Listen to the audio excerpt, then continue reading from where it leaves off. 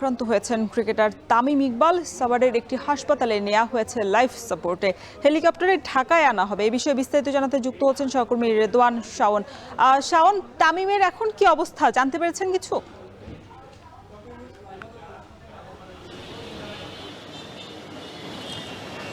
জি রওশন, আমার কিছুক্ষণ আগেই কথা হলো, এখন তিনি কেপিজি হসপিটালে আছে, যেটা সাভারে অবস্থিত, এবং সেখানে তিনি লাইফ সাপোর্টে আছেন।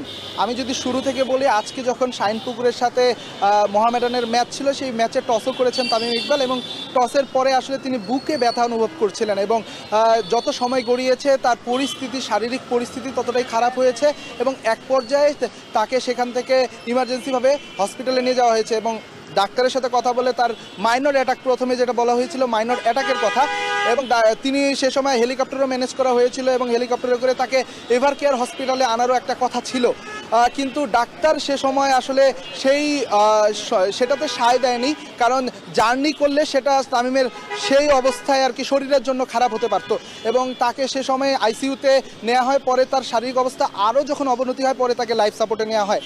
এখন পর্যন্ত আমরা যতদূর জানতে পেরেছি লাইফ সাপোর্টে আছে, এবং সেখানে বিসিবির আজকে একটা মিটিং ছিল, 19তম যে সভা, সেই সভাটা আসলে তামিম ইকবালের শারীরিক এই অবস্থার কারণেই শেষ মুহূর্তে এসে স্থগিত করা হয়েছে, এবং বোর্ডের বিভিন্ন কর্মকর্তা যারা রয়েছে তাদের সাথে আমাদের কথা হয়েছে, তাদের মধ্যেও কেউ কেউ আসলে সাভারের পথে রওনা হয়েছেন।